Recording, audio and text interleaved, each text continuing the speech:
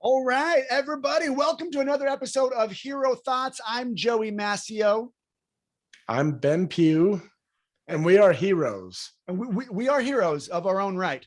And we are here talking about the thoughts of other heroes, namely in this episode, Hawkeye and Kate Bishop.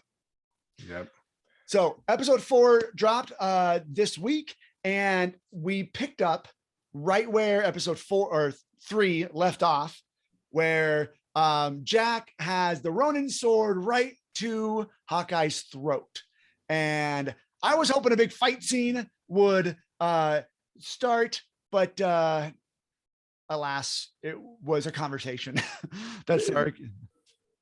This is the worst thing. Like, they don't really do that in movies, but in TV shows, they do it all the time. And they're doing that to you because they're like, how can we get them back next time? Let's end here. Yep. But 90% of the time, they're ending on a huge climax, and then they bring you in like about this level. So Yeah. they're both like, oh, hey, yeah, you got a sword to my throat. No problem. Like, Yeah, it's like, come whatever. on.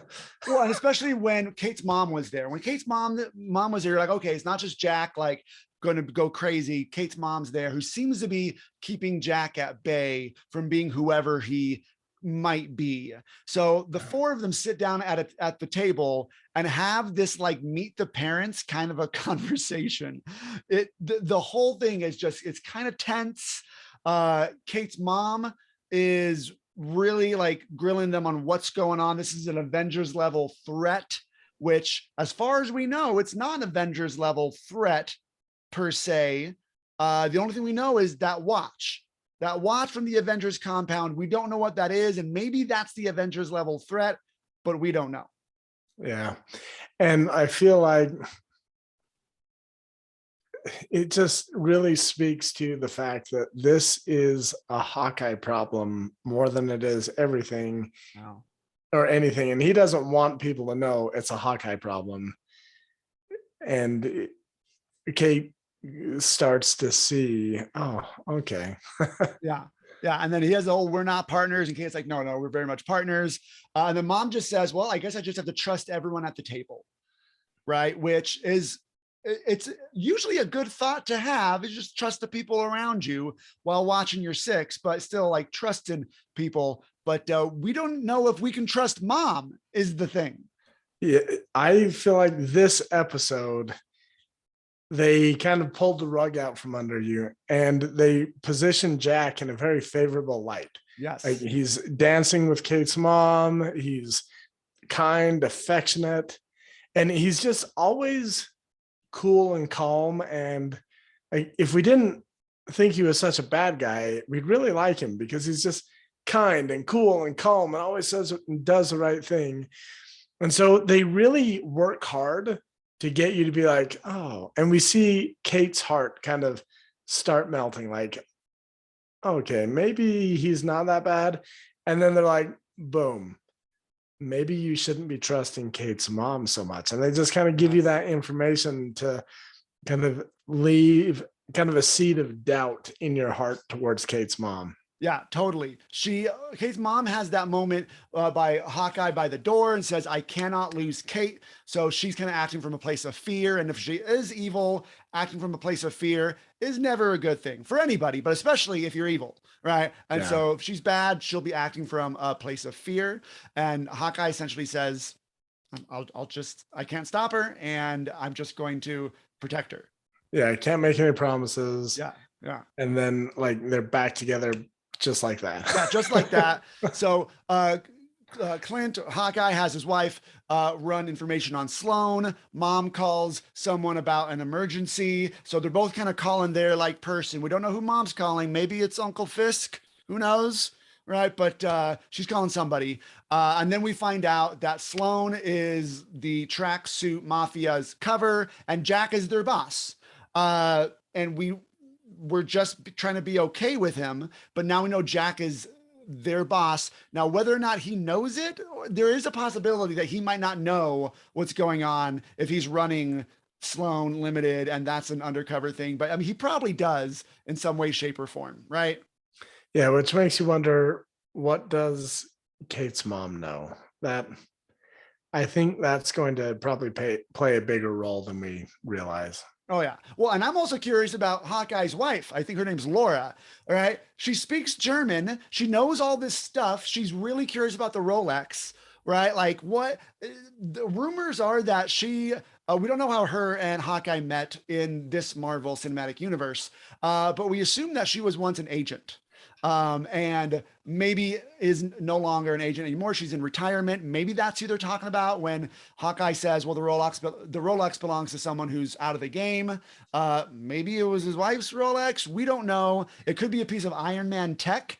We've seen that before where Iron Man had a watch where there was some tech on there. So who knows what this Rolex is about, but that's kind of the MacGuffin for this series. It's who's got the Rolex. MacGuffin? You never heard that term?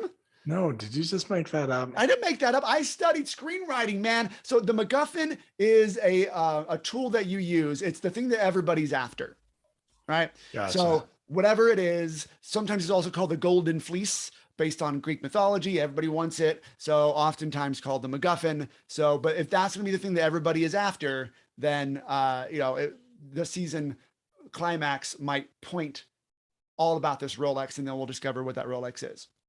Gotcha. The MacGuffin. The MacGuffin.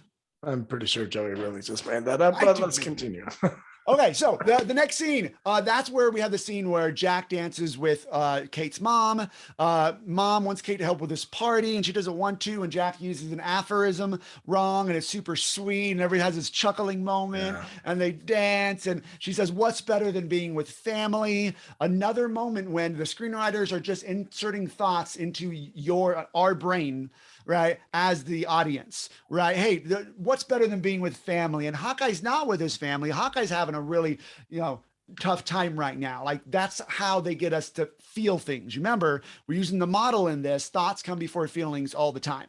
And they're getting us to feel sad for Hawkeye. Kate feels sad for Hawkeye. So she goes over to his house to kind of spend some time with him while he's away from his family. And it was a really kind of sweet montage they had there, right? Yeah, I thought it was really good. And you talked about how they're putting thoughts into our head, like inserting these thoughts. I would almost say that even more accurately, they know what some of our thoughts and beliefs are. You should be home with your family for the holidays. Like it's best to be home. No. And all they're doing is trying to play on those thoughts and beliefs and create the desired emotional reaction, so that basically they're just walking us through this, and they're like, okay, here you need to feel a little bit of sadness for Hawkeye and a little bit of regret. And so I think that's really cool. Like they're not putting any new thoughts into our head. They're just playing on our own beliefs. Like, oh yeah, I bet this will be important. Our thoughts. They're like, all right, let's switch on this thought. Let's activate this thought in our audience's mind, right? So they can feel these things. Yes, to get that feeling, like cue the sadness. They give you this thought. So I like that. Yeah, that was super cool. So they had this fun montage and all this, and it's super cutesy, and it's like, oh, it's like mentor and trainee kind of thing. And then they start doing those trick shots, right? Yeah, he teaches her how to flip anything. It can be a nickel, or it can't be a dime though. Dime's too light. Yeah, dime's too light, which is funny. So because allegedly in the comics, the swordsman, who might be Jack, by the way. So Jack, his character is the swordsman from the comics. Apparently the swordsman is the one who trained Hawkeye, and also is the one who taught Hawkeye how to throw quarters like that. So I'm not saying that that's the way it is in this cinematic universe, but they're just kind of alluding to that, or just bringing things in from the comics and kind of putting them in their own places here. Yeah. And a lot of the MCU isn't, a lot of nerds will call it canon. Yeah. But yeah, it's not canon kind of thing. And then they have this conversation, right?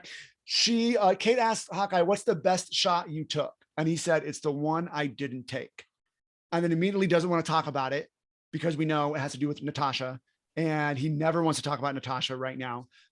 for some reason, and I think it possibly came out here, right? The reason why he hasn't fully grieved or gotten through it is because he's got to go through the emotion. We all have to go through the grieving emotions when we lose someone, but there's some thought he's holding on to that is stopping him from fully healing from this. I think that's going to be one of Hawkeye's main arcs through this season, is that he's going to get to a place where he feels a little bit better. And maybe that's making peace with her sister, who comes in later on in the episode, but My long lost sister. yeah, who's also Ben's long lost sister. And he goes into the story of how he was supposed to take Natasha out and then didn't, because he felt that she wanted out of the game. And then they bonded, became really good friends. And he says this line: when you do what I do for a living, it's just a game of managing loss. And that's, in my opinion, not the best way to look at what he does. It's a very negative focus, right? It's all about managing loss. Forget about the billions of people that he helped save, right? It's all about just managing loss, which is, I don't know, it's kind of a darker way to look at things. Yeah, and I think we can see that impact on him. I think he feels that, by his definition, he's managing loss, and then as the Ronin, he just chucked it out the window and didn't care about the loss. He was just going after all these bad guys.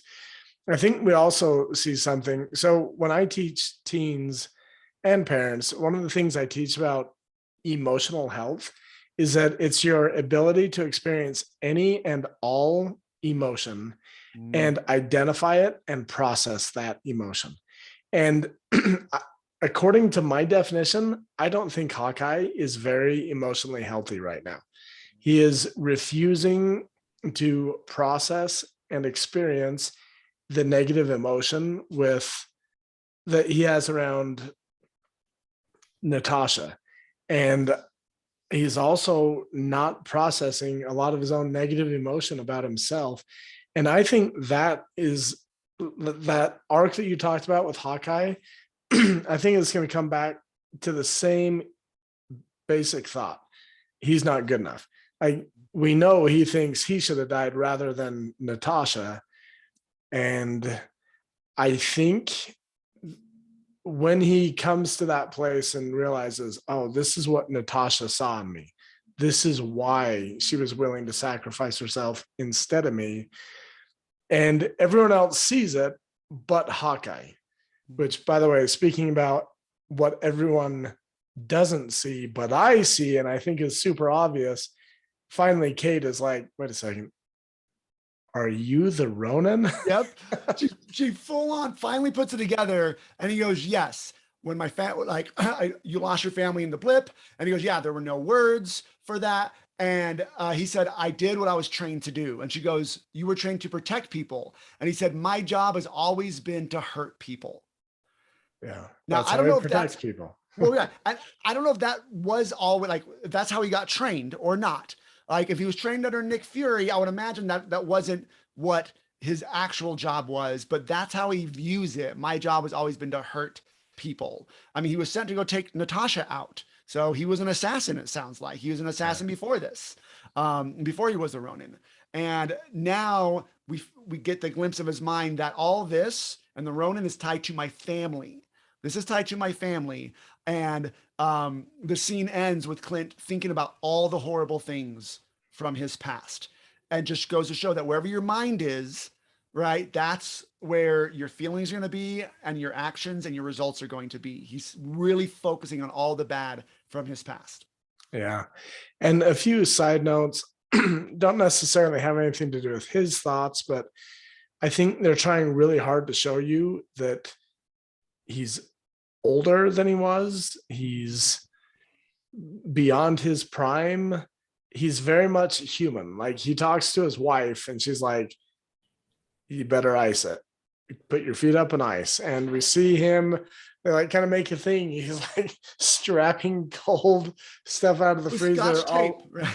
Yeah, all over his body. And like there was the hearing, he's lost his hearing, and just he's getting his butt kicked. And they want to really let you know, hey, this guy, as awesome as he is, he does not have superpowers. He is a man and he needs to take care of himself. And I think there's going to come a point where I think he has to rely on Kate because he can't do something. Like, we're already seeing this. The previous episode, like, he had to rely on her, like even letting her shoot his trick arrows, which he just thought was super amazing. We just see how he's just having to rely on her. And I feel like she kind of comes to the rescue emotionally for Clint. And I thought that was kind of cool and tender. And it kind of leads into the next portion where I don't know what all. You better lead us into the next scene. Well, so next they split up and they say, okay, so it's the next day, and he sends Kate to go get the LARPers help, and Clint goes to talk with Kazi in the car. A pretty fun scene. He's sitting there. Kazi is just down here, and Clint is way up here. He's like, oh, the knife, oh, the gun. Like, I took all your weapons. And at the end, he's like, can I get my gun back? And he's like, what do you think? And he just chucks it, you know. And the whole point of that scene was him telling Kazi, tell Maya to back off of the Ronin, because that's what Clint needs. He needs assurance that people are going to stop looking for the Ronin because the Ronin's gone. And he really needs Maya to stop that. We don't know what Kazi's going to do with that. Even if he does tell Maya, if this is really going to work or not. And then over at the LARPer's house, they're trading the arrows for the costume, because all of the trick arrows are at the police station. And I love it where, again, another like thing telling us that he's not super. He's not just pulling out arrows out of nowhere. They're not just endless. You know, he actually has to go get them. You know, like he needs those back. Yeah. Yeah. And I think that's something that you don't think of. There was that Saturday Night Live sketch that was super funny. He's like, I'm out. I think and I think the LARPers are probably going to be somewhat important down the road. Well, they're definitely making their costumes, right? Like we heard that. They're making their costumes. They'll be wearing later. And we keep going back to them. Like, there's a reason why, and we just don't know yet. But well, apparently the fireman, whose name is Grills, that's based off of a character from the comics as well, who was like just a neighborhood dude who was actually like a fat white guy who was just like grilling stuff at a barbecue, and his name was Grills. So you know, when he was introduced, it's like, okay, he'll kind of be coming back, and he definitely has. And I think you're right. I think they definitely will be coming back more. Yeah, I completely forgot about that scene. Yeah. So I'm glad you remembered that. Let's go to the next one. Let's go to the next one. So they find out that the Rolex is at an address. They get the arrows, they go to this address, and then we get the big climactic ending scene of this episode. They're scoping it out. Kate's like, I'm just going to go into the apartment. They're like, wait, what? Don't go. And she's just like, I'm just going. She goes in. And when she goes in, those lights start flashing. And she's like, what is that? And which I thought was perfect, by the way. Yeah. I was like, it's some sort of alarm system, but why is it flashing lights? Like, right? Yeah. And I love it when I'm behind the writers. Yeah. It doesn't happen too often, not just because I'm smart, but because it's hard to write good TV where you fool the audience, right? Or you get ahead of them. But that was one of them. I was like, what is that? Like, is this place, are those bombs? What is it? And then Clint puts it together and said, oh, it's it's an alarm for deaf people. You're in Maya's house. Yeah. And I think they did that intentionally to elevate Clint, by the way. He's not superhuman. He's not in his prime, but he is smart. He's sharp. He was the first one to figure that out and left me and Joey like, I should have seen it come. And right when he figures it out, turns around and Maya's home, which she either was already home or she snuck in without Kate hearing or something. But Kate has the Rolex, puts it in her pocket, and then the fight scene starts.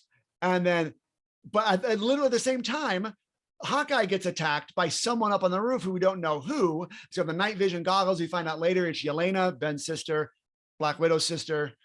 Portrayed by my long lost sister, Florence Pugh. Florence Pugh.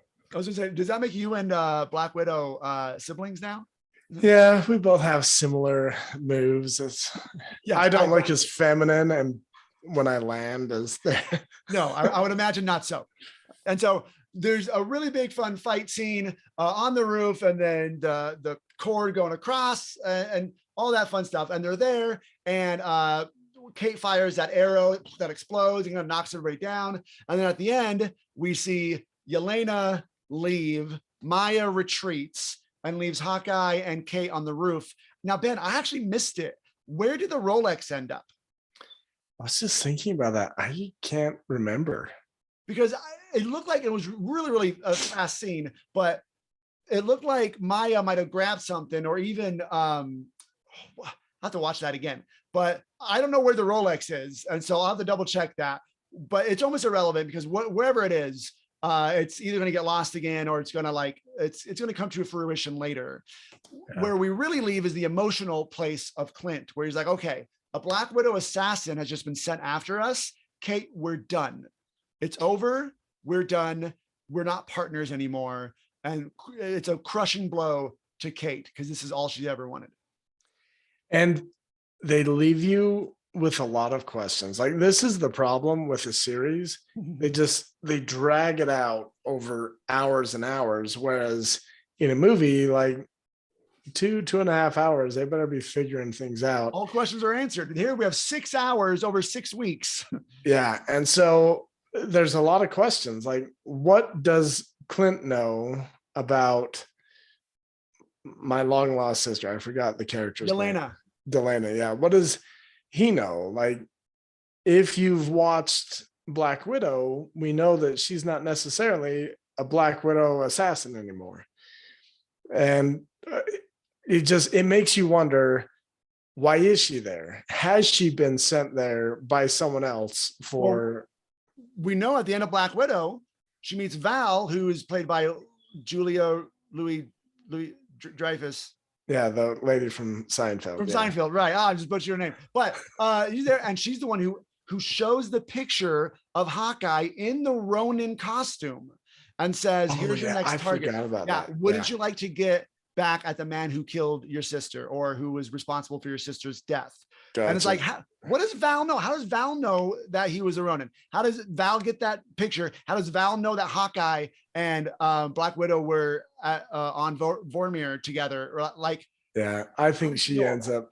I wouldn't be surprised if she's the one auctioning off all this stuff from the Avengers base.